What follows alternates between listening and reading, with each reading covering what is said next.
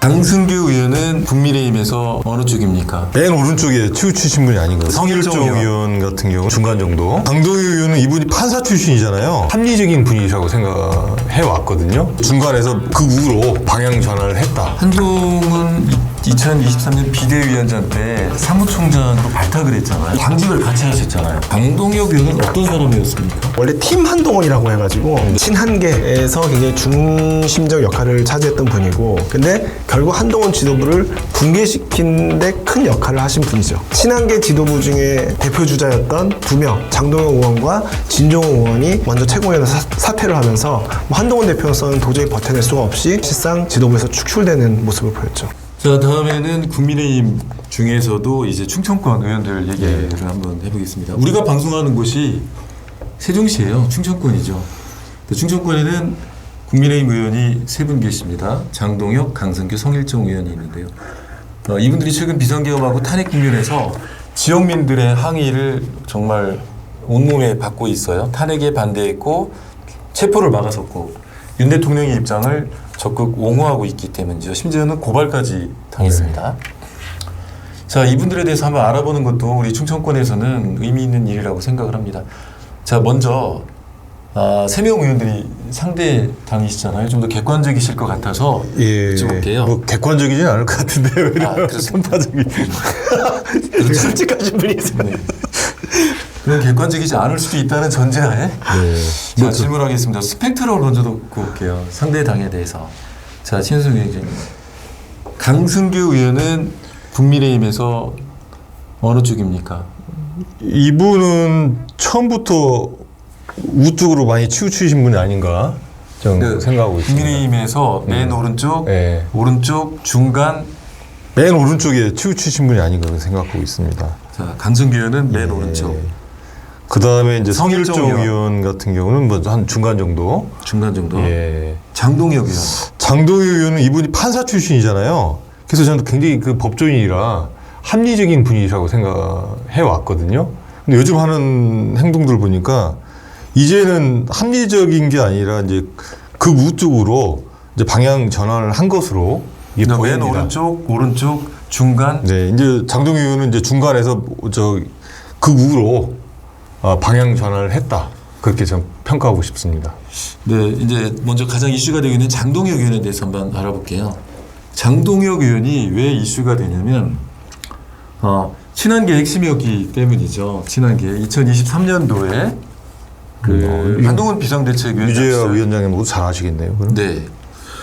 한동훈 2023년 비대위원장 때 사무총장으로 발탁을 했잖아요. 예. 그리고 작년에는 최고위원까지 러닝메이트로 됐고, 자, 당직을 같이 하셨잖아요. 그죠? 네, 그렇죠. 네. 예. 최고위원 거기서요? 예. 아니, 저는 최고위원은 아니었고. 저는 전략기획본부 네, 부본부장. 원내 이제 직책을 받으셨거든요. 네. 자, 장동혁 의원은 어떤 사람이었습니까? 굉장히 한동훈, 원래 팀 한동훈이라고 해가지고 장동혁 의원, 진종호 의원, 그리고 박정훈 의원까지 해서 한동훈 대표를 포함한 4명이 같이 러닝메이트 개념으로 전당대회를 뛰었어요. 이제 그 중에서 박정훈 의원을 제외한 나머지 2분은 최고위원에 다 당선이 됐고 한동훈 대표는 대표에 당선이 됐죠. 그 정도로 굉장히 이제 흔히 얘기하는 그 친한계에서 굉장히 중심적 역할을 차지했던 분이고, 특히 이게 만약에 이제 계속 김옥균 프로젝트라고 혹시 들어보셨는지 모르겠는데, 한동훈 대표가 대통령실과 어떤 김 여사 문제로 이렇게 계속 갈등을 빚어오니까 이 내부적으로 한동훈 대표를 대표직에서 끌어내려고 하는 시도가 끊임없이 있어 왔거든요. 그런데 그럼에도 불구하고 최고위원회 4명만 굳건히 버텨주면 이 지도부가 붕괴가 안 됩니다. 그래서 이 친한계 최고위원들의 역할은 단순히 같이 정치행위를 한다는 의미만 있었던 것이 아니라 국민의힘이라는 정당이 어느 한쪽으로 치우쳐가지 않도록 한동훈 지도부 체제를 지켜줌으로써 방파제 역할을 하는 게 있었죠. 그런데 그 대통령 탄핵 의결 이후, 탄핵 소추안 의결 이후 친한계 지도부 중에 대표 주자였던 2명, 장동혁 의원과 진종호 의원이 먼저 최고위원회에서 사퇴를 하면서 뭐 한동훈 대표로서는 도저히 버텨낼 수가 없이 사실상 지도부에서 축출되는 모습을 보였죠. 그러니까 같은 당직에 있을 때 바라본 장동혁 의원은 어떤 사람이었냐는 거죠. 그렇게 비중이 있는 사람이었다는 뜻이었어요. 그렇게 오래 말씀을 드린 건 그렇게 비중이 있는 분이었고 한동훈 지도부에서. 근데 결국 한동훈 지도부를 붕괴시킨 데 큰 역할을 하신 분이죠. 다른 뭐 평가는 그리고 기자들한테 굉장히 평가가 좋았던 대언론 관계가 굉장히 좋았던 그런 분으로 알고 있습니다. 근데 이분은 사실 저도 옛날 그 기자 생활할 때 뭐 옛날이라니까 너무 오래전 얘기 같은데 기자 생활할 때 좀 뵀어요. 네. 스킨십이 좋고 스킨십 좋죠. 예. 네. 그랬던 분이라서 저도 깜짝 놀랐는데 같은 지역구이시잖아요. 네, 그냥. 지역구라 잘 알고 있습니다. 예. 예. 당연히 부정적인 얘기가 나올까요? 아니면 아니 뭐 어떤 근거 없는 부정적 분일까요? 얘기를 하면 안 되겠죠. 객관적인 부정적인 얘기를 해요. 있는 그대로. 장동혁 의원에 대해서 선거 때 카운터 파트너가 아니라 예. 어떤 분이라고 얘기를 하고 싶으실까요? 뭐 우리 장동혁 의원은 뭐 같은 지역구 뭐 저랑 경쟁을 하시는 분이신데 뭐 다 객관적으로 아시는 내용만 제가 말씀드리면 이분이 원래 그 대전 유성에서 국회의원을 출마하려고 했지 않습니까? 그게 이제 2020년도에 네, 맞습니다. 거의 아마 20년도 21대 선거 네. 나와서 그때 떨어지셨죠. 네. 떨어지고 2022년 2년 뒤에 보령 서천에 보궐선거가 치러집니다. 보궐선거. 그 장동혁 의원의 그 중학교 그 지역 선배인 김태흠 의원이 3선이었는데 그분이 이제 충남 도지사를 나간다고 해서 보궐선거가 치러져요. 그래서 그때 그 자리에 전략 공천이 돼서 처음 당선됐고 근데 0.5선이었죠. 그리고 이제 한동훈 비상대책위원장이 오면서 사무총장을 맡았습니다. 네. 사무총장을 맡고 22대 국회의원 공천 관리를 하게 돼요. 그리고서 22대 당선돼서 1.5선인데 다시 한동훈 대표가 이제 대표로 출마할 때 같이 런닝메이트로 같이 나와가지고 그냥 최고위원이 아니라 수석 최고위원을 넘버 2가 됐죠. 한동훈 대표에 이어서 넘버 2가 됐던 네. 분이십니다. 자, 이분이 결국에는 상황이 바뀌었다라는 말을 남기면서 탄핵 투표에 찬성을 했고 최고위원을 사퇴를 했어요. 그래서 결국에는 한동훈 지도부가 와해되는 신호탄을 쏜 거죠. 궁금해요. 이분은 왜 그랬을까요? 그 상황이 바뀌었다는 게 무엇이었을까요? 뭐 여러 가지 상황이 있겠죠. 뭐 당시에 12월 7일이었나요? 그러니까 12월 7일 맞았던 것 같은데 하여튼 첫 번째 탄핵 소추안 표결이 있을 때 부결되지 않았습니까? 그때 상황과 2차 탄핵 소추안 표결이 있을 때 상황에 뭐 12월 7일 날 대통령 담아있고 12월 12일 날 대통령 담아있고 하면서 여러 가지 그 진행되는 뭐 질서 있는 퇴진론을 한동훈 대표가 주장을 했고 그 대통령과의 면담 하에서 대통령이 내 모든 거취, 임기 단축을 포함한 모든 거취를 당연히 일임하겠다 뭐 이런 얘기 그리고 그걸 또 대통령이 또 거부하면서 상황이 바뀐 얘기. 당시의 상황은 워낙 다양한 게 바뀌었습니다. 뿐만 아니라 지역구 상황, 지역구 우리 당원들의 생각도 그때 막 요동쳤어요. 그러니까 그 변화무쌍한 상황 속에서 현실 정치인으로서 아마 굉장히 깊은 고민을 했을 거라고 생각합니다. 근데 제가 이제 드리고 싶은 말씀은 지금 뭐 장동혁 의원한테 배신자 말하는 말을 하는데 그 배신이라는 것은 저는 한동훈 대표도 배신자라는 얘기를 많이 듣고 있거든요. 근데 그 배신이라는 것은 쉽게 쓸 말이 아니라 오직 국민에 대해서 정치인은 배신하면 안 되는 거지 어떤 특정한 인물에 대해서 배신을 했다고 뭐 배신자라는 얘기를 하면 안 된다고 생각해요. 근데 장동혁 의원이 당시에 왜 생각을 달리해서 한동훈 지도부 한동훈 체제 붕괴에 앞장섰는지에 대한 설명 의무는 장동혁 의원한테 굉장히 크게 있는 겁니다. 본인이 어떠한 상황에 거쳐서 내가 이렇게 선택을 했노라고 국민과 당원들 앞에 명확하게 설명하지 않는 한 본인은 배신자라는 소리를 벗기 굉장히 어려울 거예요. 근데 저는 지금까지는 아직은 그 명확한 설명을 뭐 상황이 변했다라는 알쏭달쏭한 얘기 외에는 아직 명확한 설명을 듣지는 못했거든요. 근데 시간이 좀 지나면 이 모든 혼란이 좀 가라앉을 때가 되면 장동영 의원이 국민과 당원 앞에 당시의 선택, 지금의 선택을 왜 하게 되었는지 상세하게 설명할 날이 올 것이라고 생각합니다. 네. 정동혁 의원은 왜 그랬을까요? 이분은 상황이 변한 거에 대해서 바로 판단해서 바로 잘 움직이시는 분 같아요. 원래 정치에 입문할 때도 대전 유성에서 정치를 하다가 대전에 뼈를 묻겠다 그 말씀하셨다가 2년 후에 이제 그 보령 서천에 그 자리가 나니까 다시 또 상황이 바뀌었다고 해서 바로 이쪽으로 내려와서 전력 공천 받아서 국회의원 되신 분이잖아요. 근데 이분은 그 자기 지역구 지금 보령 서천에 기반이 없으신 분이에요. 중앙당에서 전략 공천 받아서 오신 분이기 때문에 그 지지 기반이 없기 때문에 고향이지만 다행히 대전에서 이제 정치를 시작하고 거기서 끝을 보려고 생각했던 분이거든요. 그래서 이분은 그 항상 그 국민을 보는 정치가 아니라 그 당권, 지도부의 상황 이런 걸만 보고서나 정치를 했기 때문에 한동훈 지도부는 이제 상황이 끝났다. 더 이상 자기한테 뭐 공천이나 정치적 힘을 줄 수 있는 게 없다고 생각한 것 같아요. 그래서 다시 이제 한동훈 대표 이후에 누가 권력을 가질 것이냐, 국민의힘 그 생각을 해보면 어디로 줄을 서야 될지 알기 때문에 다시 또 갈아탄 거 아닌가. 저는 그렇게 생각하고 있습니다. 알겠습니다. 네. 한동훈 대표하고 친했던 의원들이 텔레그램을 시작을 했는데 시작2라는 텔레그램을 단톡방을 시작을 했는데 여기에 아까 류재호 위원장 얘기했던 장동혁, 진정호 두 의원이 빠졌습니다. 네. 뭐 초대도 안 했답니다. 김정혁 최고 얘기에 의하면. 자, 이제는 강을 건넌 거죠? 정치적인 뜻이 다른 거죠. 네. 네, 물론 같은 당에서 다양한 생각이 있을 수 있는데 이 두 분은 워낙 강력하게 이렇게 결집된 관계였다가 지금은 그 결집에서 완전히 저쪽으로 가버리신 거죠. 네. 근데 발언도 갈수록 또 세지더라고요. 지금. 장동혁 의원이요? 예. 예. 그러니까 1월 6일에 우리가 흔히 얘기하는 뭐 방탄위원단 45인 네. 포함이 됐고 1월 15일 체포영장 집행될 때도 관저 앞에 또 있었죠.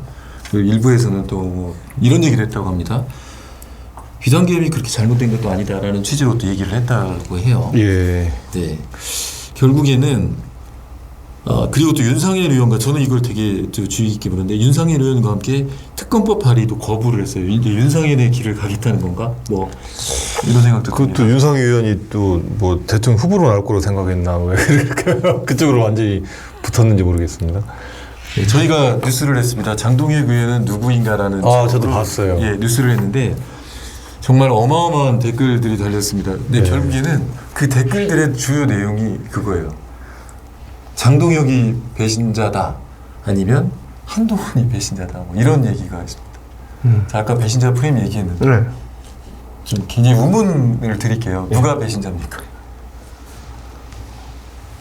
그러니까 제가 아까도 말씀드렸지만 한 개인에 대해서 내가 뭐 생각을 같이 했다 달리했다 해서 배신자라고 얘기할 수는 없고 국민에 대해서 뭐 배신했느냐가 중요한데 그것도 좀 추상적인 얘기잖아요. 중요한 건 그러면은 좀 구체적으로 헌법 가치가 있다 하면은 지금 12월 3일 비상계엄은 위헌이고 위법한데 그 비상계엄에 대한 입장을 어떻게 가졌느냐에 따라서 저는 국민에 대한 배신자냐 아니냐가 판가름 될 거라고 생각해요.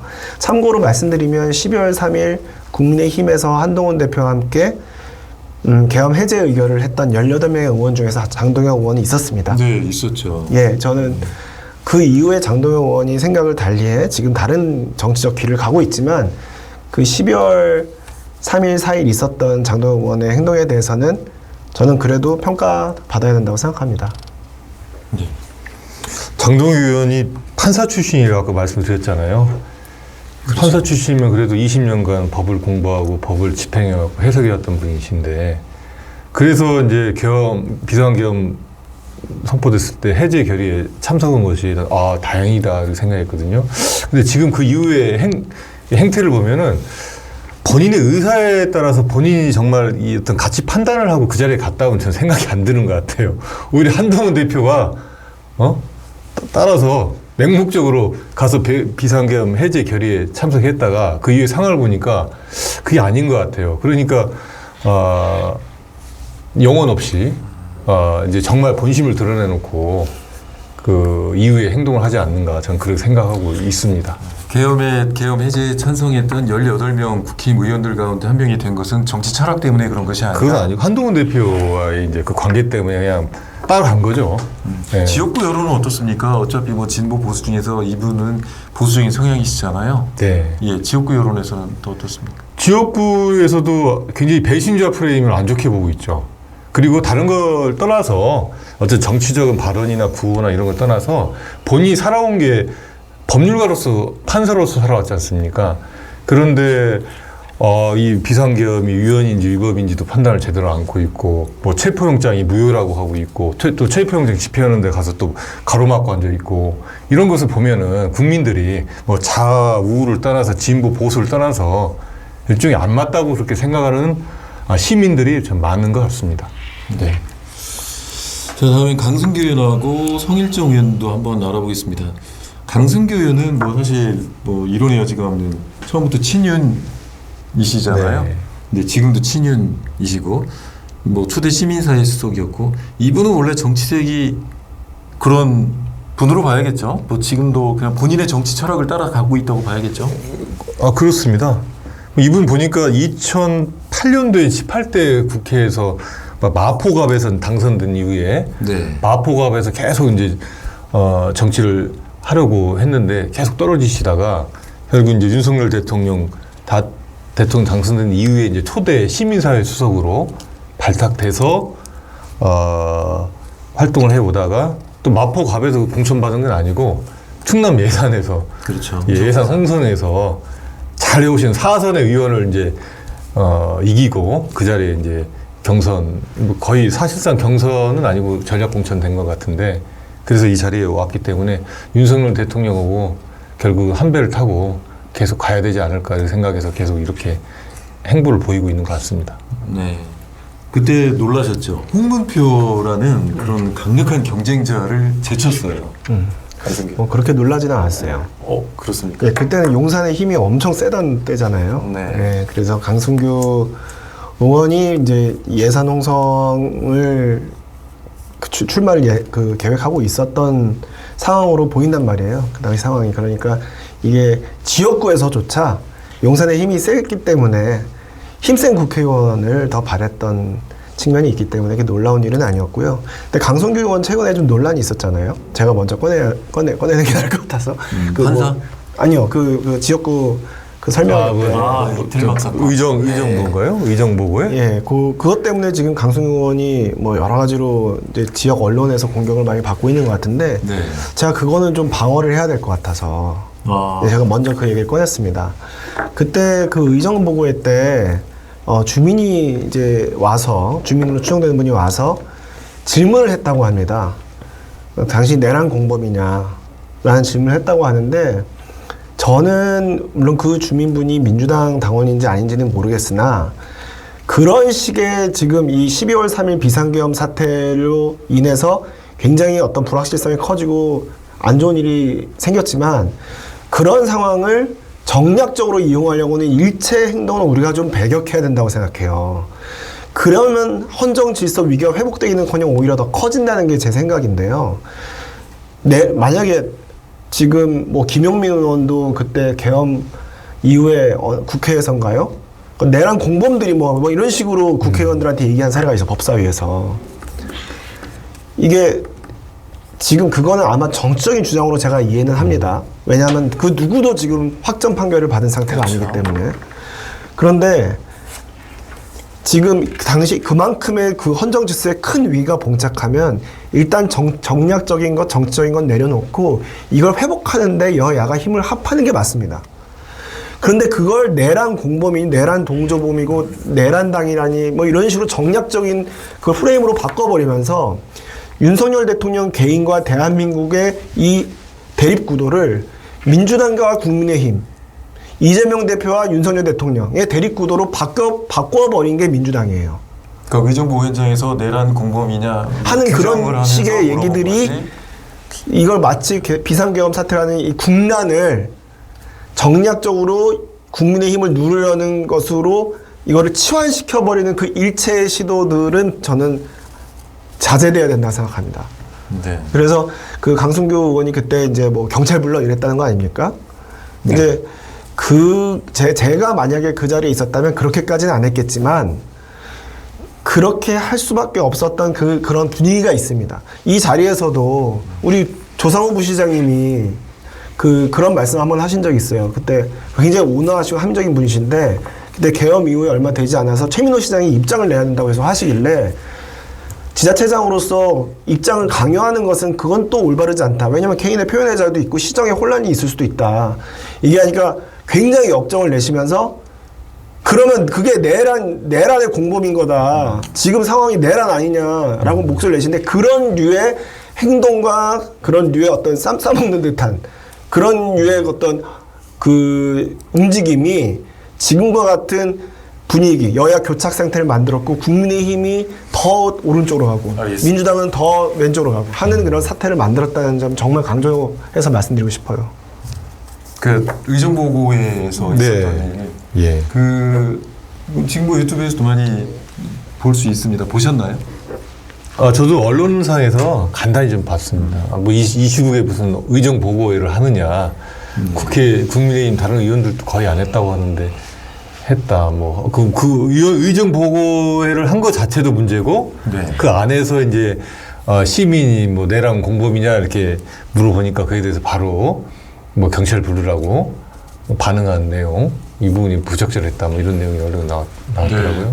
그래서 저는 얘기를 듣기로 발언이 30분 정도 길어지니까 그 발언 그만하고 이제 질문 받으시라고 얘기를 하니까 그때 또 발끈했다는 그런 얘기였는데 알고 보면 또 내란 공범이냐 또 이런 질문도 있었다는 얘기죠. 그렇죠. 이제 그런 분위기 속에서 아마 여러 가지 우발적인 일들이 벌어졌겠죠. 근데 하여튼 그 당시에 그 의정보고에서 가장 문제가 됐던 발언은 이제 내란 공범이냐라고 묻고 강승규 의원이 그것에 대해서 좀 격하게 반응하는 그게 문제가 됐던 것 같아요. 근데 의정보고회를 이 시국에 합니까?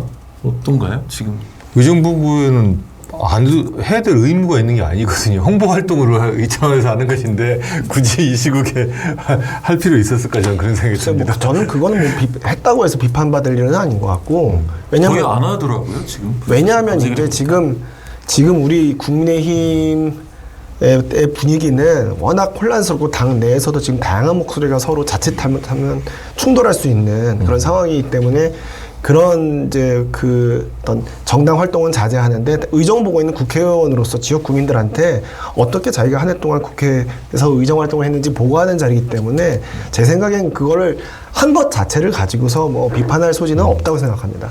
알겠습니다. 이제 성일종 의원 넘어가 보겠습니다. 성일종 의원은 아까 우리 신현석 위원장께서 국민의힘 내부에서 중간 위치다라고 얘기했어요. 저는 그렇게 생각하고 있어요. 예. 요즘에 이제 행동에 봐서. 근데 이분은 1월 6일 날 관저앞 시위에는 1월 6일에는 안 갔어요. 그러다가 15일 날 갔습니다. 그런데 그 사이 굉장히 많은 문자 폭탄이 쏟아졌다고 해요. 요즘 뭐 국민의힘을 조종한다는 그런 유튜버들 그런 또 뭐 얘기를 하고 있어서 결국엔 전화번호까지 다 바꿨다고 합니다. 자, 이분 송현 측의 입장 여기는 좀 지역구가 약간 특수합니다. 그렇죠. 서산하고 대안인 것 같은데. 네. 이분은 서산 출신이고 서산이 좀 인구가 더 많은 걸로 알고 있습니다. 예. 그 이분은 원래 중도 성향이 맞는 것 같아요. 저도 출입을 하면서 좀 알게 됐는데. 네. 그래서 이분은 지금 괜히 고민이 많을 것 같아요. 예.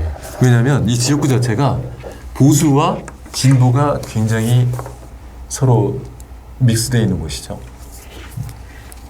그러니까 이분의 선택은 어떻게 보십니까? 이분은 아무래도 자기 지역구 자체가 굉장히 탄탄한 분으로 저는 알고 있습니다. 그래서 자기 형인가요? 형의 자리를 지금 이어받아가지고 하고 있거든요. 그래서 지역구 자체가 탄탄한 분들은 자기 소신껏 어떤 정치 의사결정을 한다고 보고 있습니다. 그래서 이런 비상 상황에서도 자기 맞는 대로 의사표현을 할 수 있을 것 같아요. 특히 비상계엄이 이게 위헌이냐 위법이냐 충분히 말씀할 수 있는 위치에 있거든요. 그 다음에 판사가 발부한 체포영장이 정말 무효냐 아니냐 이런 거 다 같이 판단이 되거든요. 근데 이제 지역구가 탄탄하지 않은 우리 뭐 장동혁 의원이나 뭐 아니면 또 낙하산 타고 오신 분들이나 이런 분들은 그 공천을 준 사람, 공천을 줄 위치에 있는 사람들 이 눈치를 많이 봐야 돼요. 그래서 정확한 판단이나 이 얘기를 하기가 참 어렵습니다. 그래서 비교적 성일정 의원 같은 경우는 이런 상황에 대해서 그래서 합리적으로 행동하고 의사의 표현을 하지 않을까 저는 그렇게 생각하고 있습니다. 네. 네, 이분도 중진이시잖아요. 지금 예, 예. 삼선이시고. 충청에서 이제 중진 의원인데 네. 그 1차 집회 때 안 가고 한자 이제 그 다음에 갔다고 했는데요. 그 지금 국민의힘의 뭐 원내 원외 정치인들 모두 여러 가지 압박을 받고 있습니다. 저도 전화를 봐서 왜 너는 관저에 가지 않느냐 그런 전화를 많이 받곤 했거든요. 그리고 이제 뭐 저한테는 극우 유튜버가 전화를 하지 않습니다만 아마 전화를 받는 그 의원도 있을 현직 거예요. 의원들. 현직 의원들이 있을 거예요. 그런데 이럴 때일수록 누차 강조하지만 우리 당의 지도부 그리고 우리 당의 국회의원들이 휘둘리지 말고 중심을 잘 잡아야 되는 거예요. 물론 저는 뭐 대통령을 무슨 보호해줘야 된다라는 그런 생각을 하고 있지 않습니다만 그런 생각을 대통령을 지켜야 한다고 생각하는 당원분도 많이 있는 건 사실이거든요. 그리고 그런 분들이 이게 단순히 옳고 그름의 문제가 아니라 서로 우리 신 위원장님도 같은 마음이실 텐데 지역구민과 정치인은 어떤 감정적인 유대가 상당합니다.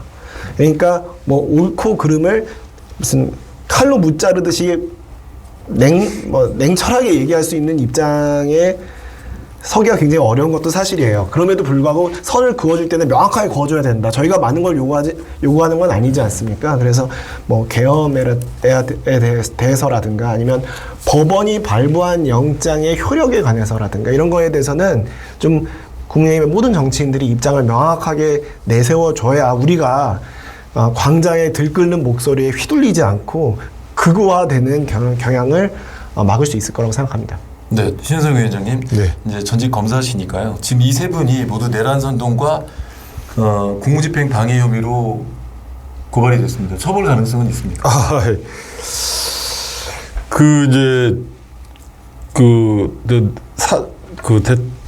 관저인가요? 관저로 이제 네. 체포영장 집행을 갔을 때 그 맡고 있었던 것인데 그때 당시는 뭐 이제 맡고는 있었지만 그때 집행하는 당시는 아니었기 때문에 그 자체만으로 공무집행 방해라고 보기는 어려울 것 같아요. 제가 보기에는.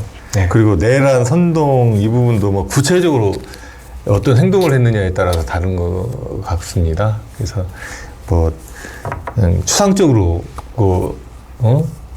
그 대통령의 비상계엄에 대해서 어떤 의견을 제대로 표현하지 않는 이런 행위만은 가지고 소극적인 행위만 가지고 선동이냐 또 선전이냐고 볼 수는 없을 것 같아요. 뭐 적극적으로 막 내란이 정당하다. 또 우리 정광훈 목사처럼 뭐 구치소에 있는 대통령을 끌어낼 수 있다. 뭐 이런 구체적인 행동까지 지시하고 이래야만 네. 내란 선동이나 선전이 가능하지. 그렇지 않은 경우 정치적 구호에 그치는 경우에는 그것까지 된다고 보기는 어려울 것 같습니다. 네. 네. 알겠습니다. 이제 오늘 지변 토크쇼 마칠 시간인데요. 마무리 발언 좀 짧게 한 말씀씩 부탁드리겠습니다. 저는 신현성 위원장님 오늘 처음 뵀는데 민주당 정치인들이 다 신현성 위원장님 같았으면 좋겠습니다. 네. 왜냐하면 지금 방금 내란 선전선동에 관해서 얘기했지만 민주당이 진짜 이틀막 정당은 민주당이거든요. 지금 일반 국민들이 자유롭게 표현하는 카톡상에서 자유롭게 표현하는 의사표현까지도 지금 전용기 의원이 내란 선전 선동으로 나한테 얘기하면 고발해 주겠다고 할 정도거든요. 그런 지금 정치인도 아닌 일반 시민들의 표현의 자유를 그렇게 억압하는 정당은 민주정당이라고 하기가 어렵습니다. 그런데 오늘 신현성 위원장님 말씀을 들어보니 정치인에게조차 법적 잣대를 들이대는 것과 어떤 표현의 자유의 어떤 기준에서 보는 것을 명확하게 구분하고 계신 것 같아서 모든 민주당 의원들이 신현성 위원장 좀 본받아야 될 것으로 생각하고 있습니다. 훈훈하게 마무리를 별 훈훈하지 같진 않은데.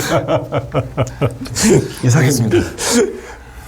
네, 한 말씀 해주시죠. 예, 아유 오늘 뉴스앤톡 때문에 처음으로 우리 세종시를 오게 된 것 같습니다. 이 기회를 주셔서 감사하고 특히 또 우리 이 자리에서 우리 유재하 위원장님 또 뵙게 돼서 또 영광이고요.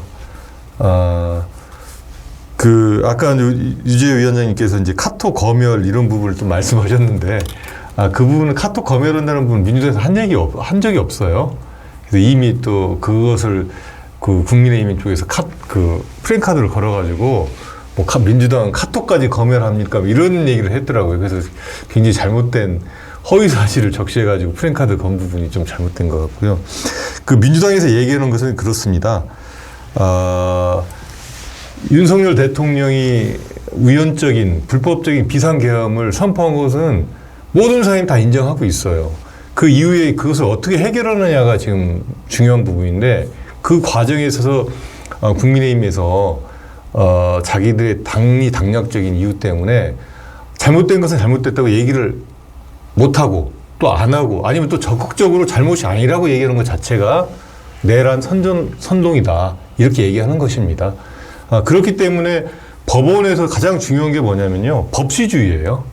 우리 사회를 이끌어가는 근간이 이 법치주의가 무너지면 다 무너지는 건데 지금 국민의힘에서 지금 윤석열 대통령이 뭐라고 했습니까? 체포영장 발부부터 무효라고 얘기했어요. 그렇기 때문에 그 체포영장 법원이 판사가 발부한 체포영장을 무효라고 하는 순간 법원의 권위가 무너진 겁니다. 그것 때문에 결국 서울지방법원 폭동 사태가 발생한 거예요. 구속영장 발부하는 순간 그것도 무효라고 하면서 법원까지 쳐들어간 거거든요. 그래서 이 비상계엄을 잘못 선포했고 그러면 그 이후에 해결하는 것을 정말 법적 테두리 안에서 헌법 질서 안에서 해결을 할 수 있도록 우리 국민의힘에서도 정말 내란 선동으로 오해받지 않는 그런 정치적인 발언이나 행동을 해주셨으면 좋겠고 또 민주당도 같이 힘을 합쳐서 이 국난을 이끌어 나가는 그런 수권 정당의 모습을 보여줬으면 좋겠습니다. 네, 이상입니다. 네. 집요한 토크쇼 오늘 순서 마치겠습니다. 저희는 공정과 객관의 원칙 아래서 날카로운 시선으로 할 말을 다 하겠습니다. 인터넷 종편TV 뉴스앤톡은 유튜브와 홈페이지를 통해서 언제든지 다시 보실 수 있습니다. 구독, 좋아요 부탁드립니다. 감사합니다. 안녕하십니까. 뉴스앤톡 김사경입니다. 재밌고 유익한 소식을 원하시면 오른쪽 뉴스앤톡을 클릭해 주세요. 뉴스앤톡은 항상 여러분과 함께합니다.